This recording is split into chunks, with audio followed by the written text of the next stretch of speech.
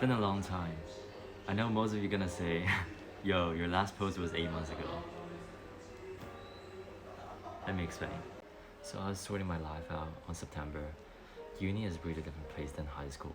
No one really cares whether you go to lecture or not. And the reason I want to talk about this is because I skipped lectures.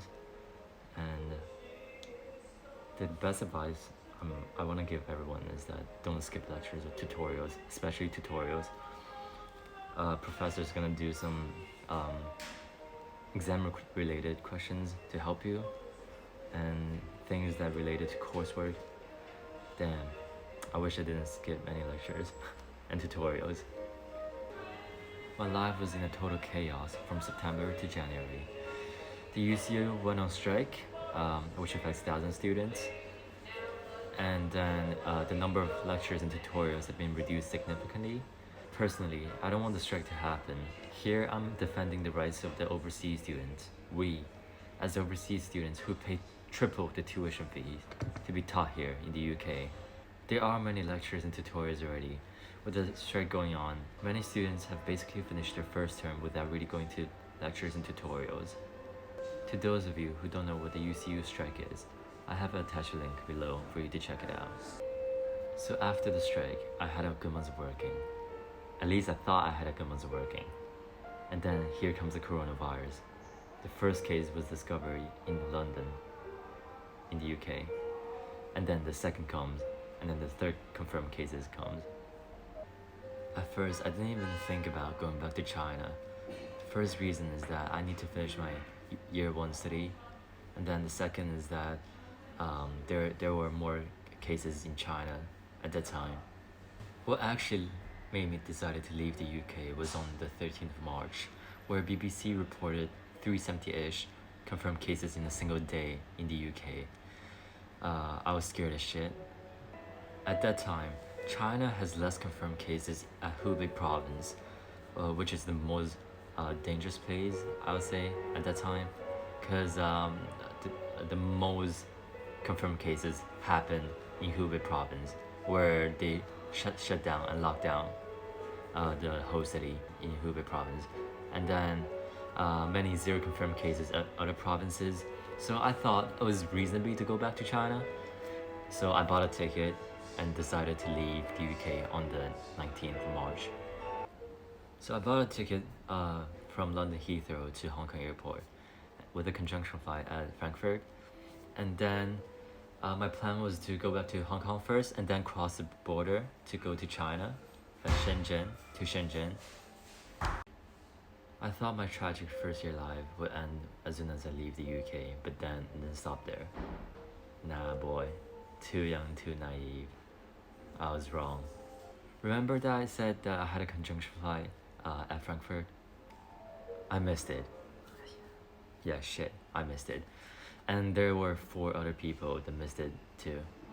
So my flight was from London Heathrow to Frankfurt and then to Hong Kong. We left London and then we landed at Frankfurt at 12 o'clock in the afternoon. And then the conjunction flight from Frankfurt to Hong Kong was at 12:40.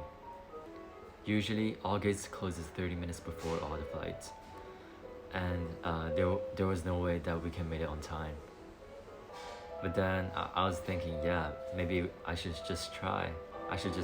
And maybe I can be lucky, I can get on the flight, right?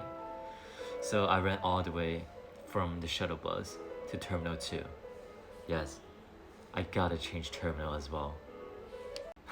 Yeah. It took 15 minutes for me to change terminal and then 5 minutes to get to the gate.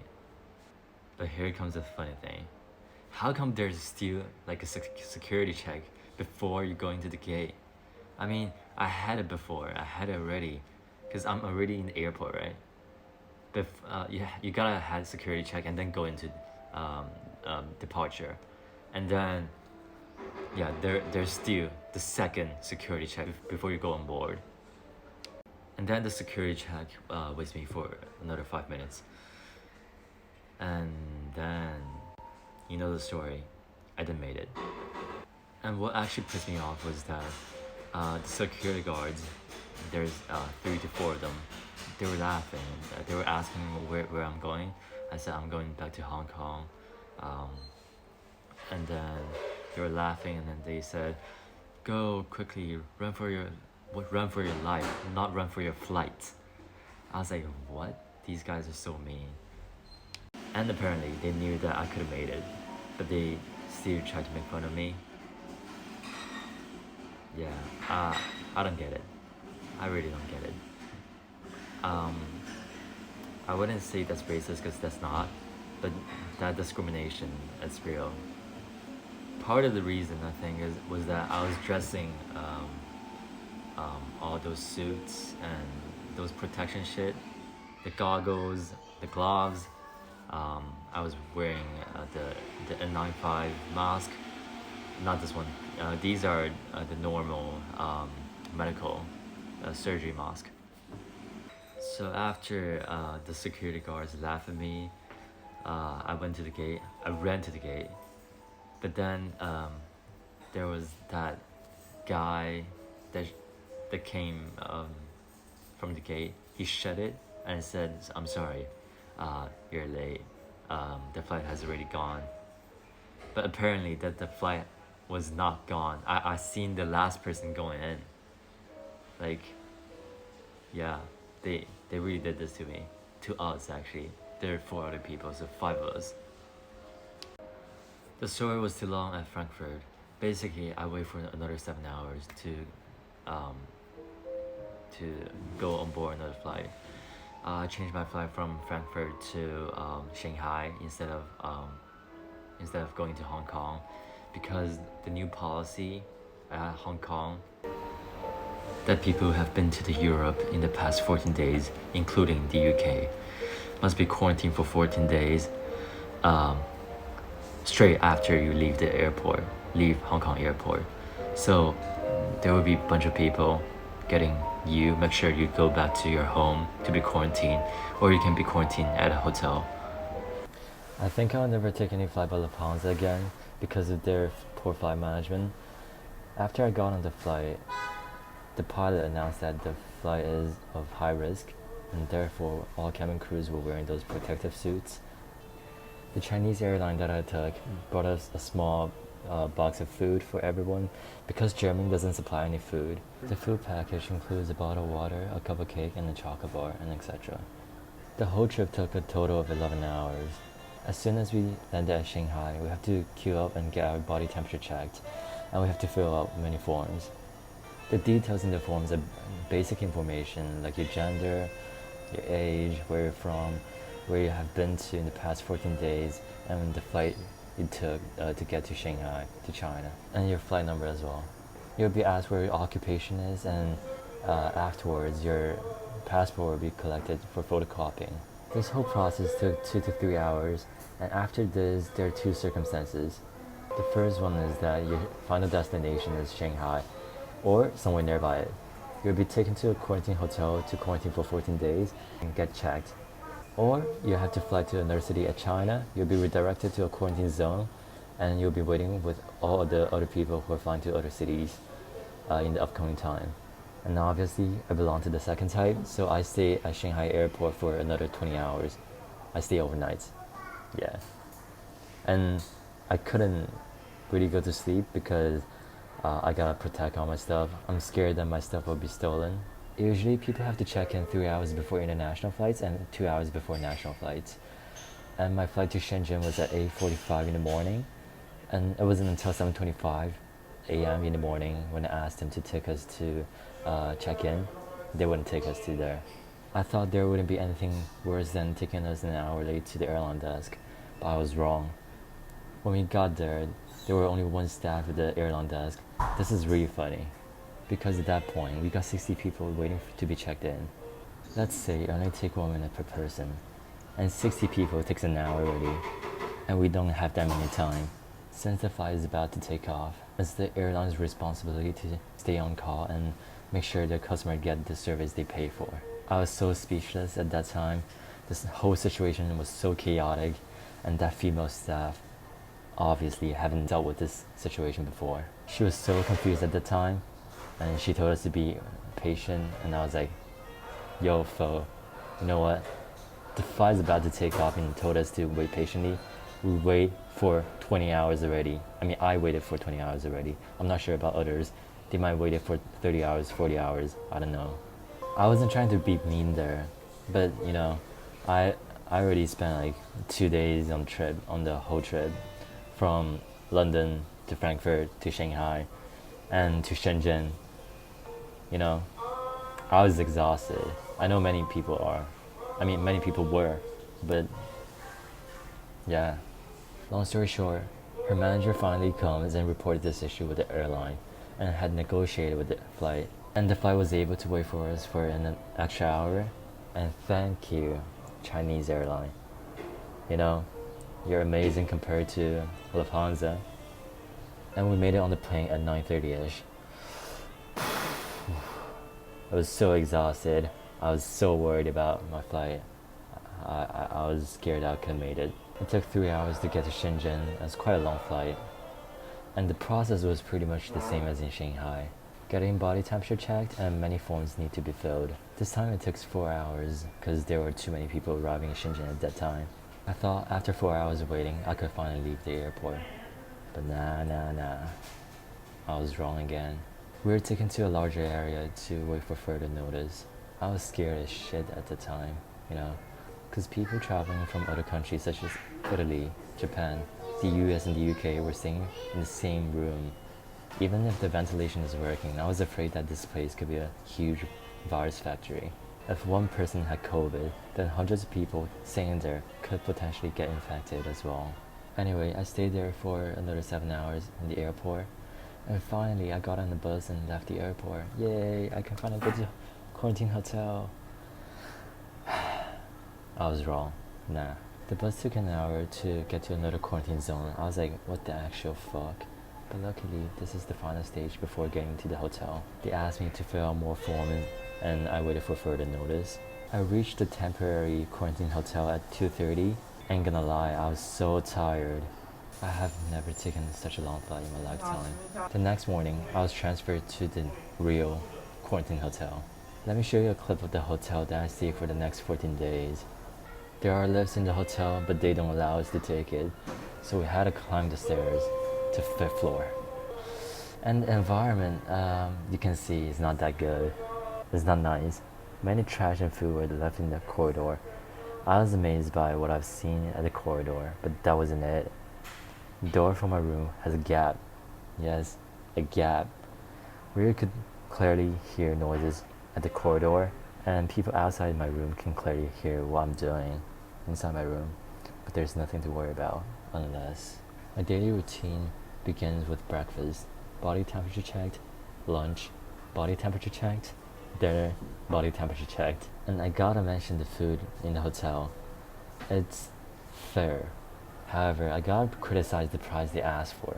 100 Chinese yuan per day, which converts to 14.1 US dollars or 11.5 pounds. I'm not saying this is expensive. I'm just saying that it could at least be better.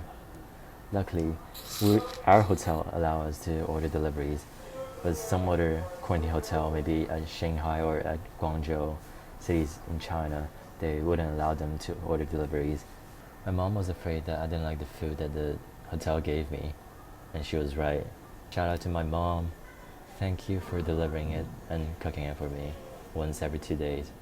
Thank you. At the beginning, I thought my life during this 2 week would be boring as fuck. So I was thinking trying new things, and I did. I played a game that I would never ever play in the past, which is Minecraft. If you've never played this game before, please try it. It's really fun if you play with your friends. I was building my own world, you know, my houses. I got all these sheeps, you know, all this pig and cows, bulls, panda. 14 days went by very quickly.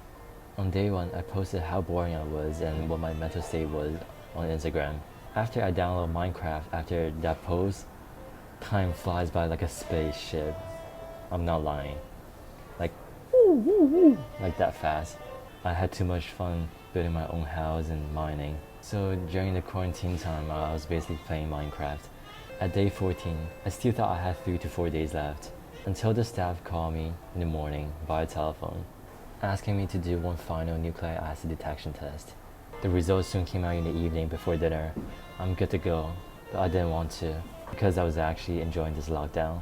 I probably won't get another 14 days doing nothing in the rest of my life. That being said, I quickly told the staff that it would be much appreciated if I could stay for one more night, just to enjoy the peaceful moment before going home. The next morning, my mom came to pick me up, and many forms need to be filled again to check out. On my way home, many people have their mask on their face. This is pretty much a normal phenomenon in China during the pandemic. After I got home, I quickly took a shower and helping my mom to cook dinner. And after dinner, we went to get bubble teas. Yay, bubble teas! I want to express my views of the crisis happening around the world. I can see that many countries responded quickly to COVID when outbreaks at China. Disclaimer, I'm not saying that China is where COVID-19 originated. Further investigation must be carried out to find out. I appreciate what China have done to control the virus. Wuhan City and Hubei province were shut down on 23rd of January 2020. Many people stayed at their home for 2 months, even when their city were in lockdown. For example, my family didn't go downstairs for 2 months except for getting necessities such as food and water and medicines. Even going downstairs getting necessities must follow strict protocols. And we can see the fact that the confirmed cases in China has reduced significantly. At one point, there were 5,000 plus infected people discovered in China for consecutive days. But now there were only 1 to 2 people discovered per day and being cured. Even if there are confirmed cases, there are usually people traveling from other high-risk countries. I wouldn't list that out, but you know what I mean. I want to say thank you to all the medical staff who work in China. And I want to thank all the Chinese people and the foreigner who live in China who sacrificed their freedom to get the pandemic under control. And we know that other countries cannot replicate what China has done. And I saw this comment on the internet saying that Chinese are communists and the Western countries are democrats and people want freedom and no one's gonna stop them. My thoughts on this is that every country has their own ways of dealing with the virus, and yet there are no effective ways of getting it under control at the moment unless vaccines are developed.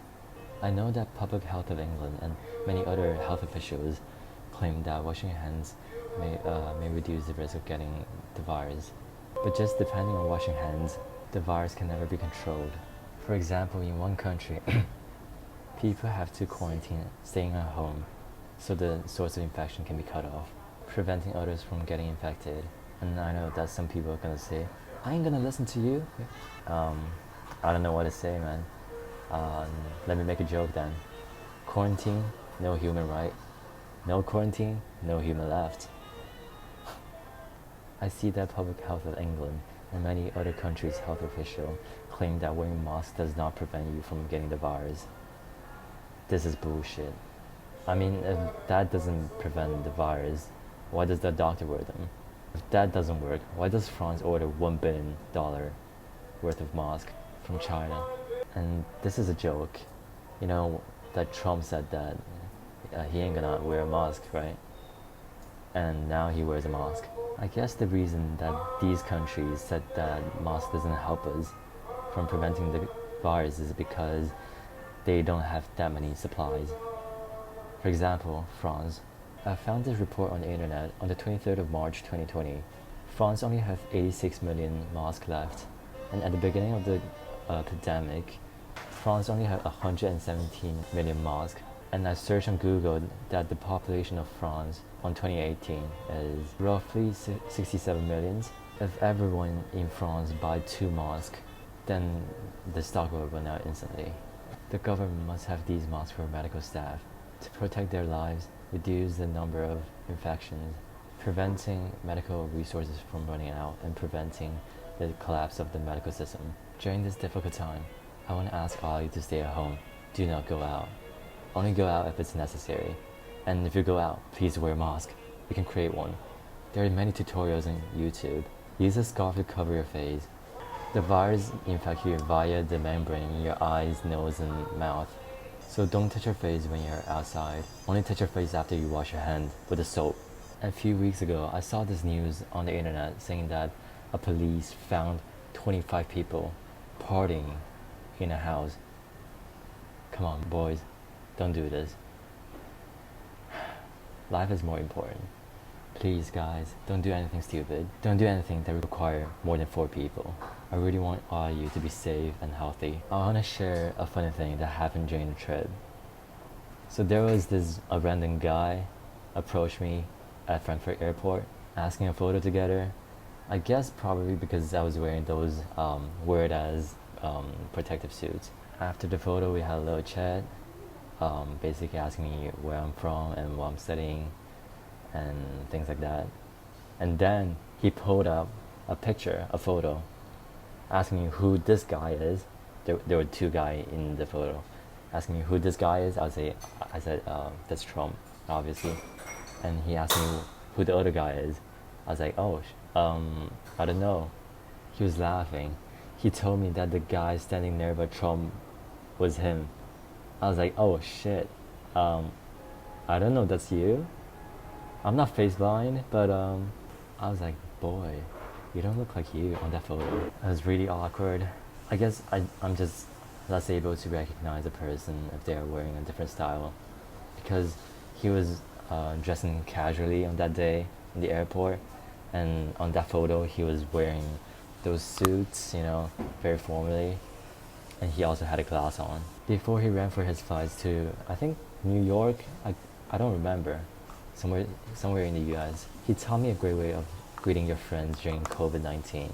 Let me show you this video clip. Here's my friend from China. Hello, how are you? Safe? Boom. This is the end of the video. The next one will be up soon.